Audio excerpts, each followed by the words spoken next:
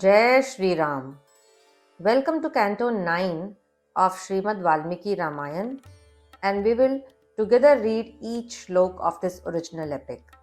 Last week, in the Canto 8 of Ramayan, we saw King Dashrath has decided to perform an Ashwamedh Yagya to beget progeny, and how he instructs his ministers to make the necessary arrangements for the same.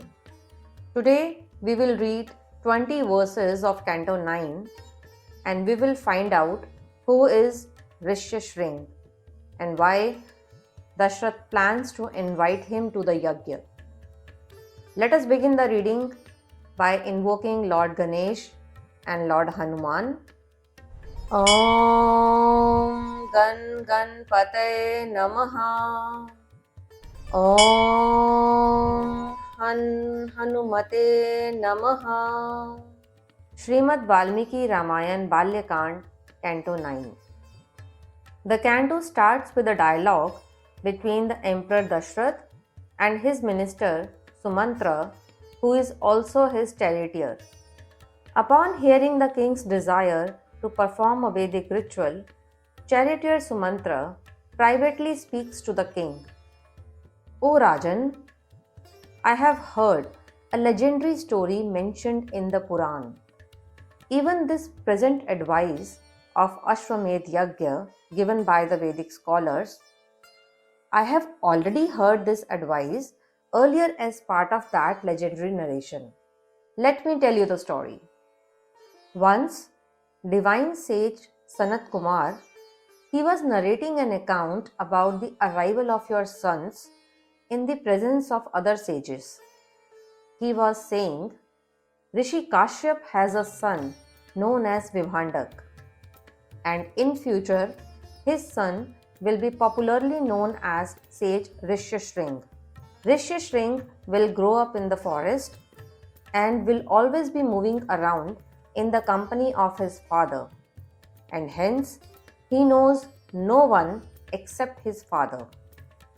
O Rajan, the prophecy was that the eminent sage Rishyashring will practice a life of twofold celibacy. He will be famous in the world and is praised by Brahmins for his conduct. He spends his time attending his celebrated father and worshipping the fire god Agni. And thus time goes on. During the same time period, there will be a renowned, glorious, and mighty king of Anga territory named as Rompad. Due to some transgressions by the king, there will be severe, devastating famine in that area, terrorizing one and all. As the famine prevails, grief-stricken King Rompad summons all Brahmins and learned scholars to address the situation. All of you are aware of the history and my past actions. At the same time, you all are well versed with Vedic rituals. Please guide me. How can I do penance for my sins? When the king thus requests the scholarly Brahmins, then these Brahmins who have mastered the Vedas will advise the king. O Rajan, Rishyashring, the son of sage Vibhandak, is a Brahman and a distinguished Vedic scholar. O king, by all means, get Vibhandak's son here, honor him, and ritually marry your daughter Shanta to him. On listening to them, the king becomes thoughtful. What could be the best possible way to bring that mighty sage here? Then that intellectual king consults his ministers and decides to dispatch his counselors and Purohit with due honor. But these people get distressed and frightened on hearing the king's words. With drooping faces, they plead to the king, Have mercy. We will not go. We are scared of that sage. On a second thought, they come up with a plan and say, okay, we will fetch that Brahman, provided our plan stays clear of stigma and blame in the future.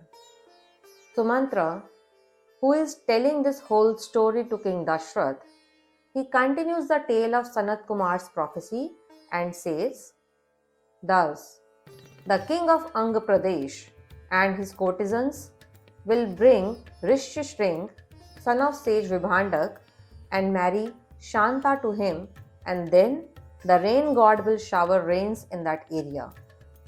Here I am recounting Sanat Kumar words.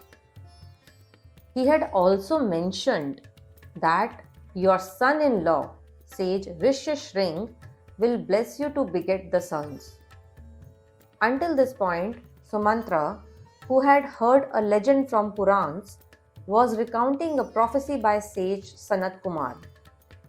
The prophecy said that there will be a sage, Rishyashring, who will become instrumental in eliminating the famine from the Anga Pradesh and will also help Dashrath obtain his sons. While Sumantra is giving this assurance to Dashrath, he refers to Rishyashring as his Jamata, the son-in-law, which establishes Shanta as the daughter of Dashrath. I will cover this whole topic in a different video. In the last shlok of Canto 9, we see King Dashrath is delighted and in turn speaks to Sumantra, tell me in detail, how did they manage to bring Rishyashring to the kingdom? And with this question ends the Canto 9 in Balkand of Srimad Ramayana, the first and oldest epic by Rishi Valmiki. Thank you so much for listening. May Lord Rama blessings always be upon you. Join me next Tuesday and find out whether the ministers of Anga Pradesh succeed or not in bringing Rishyashring to the capital.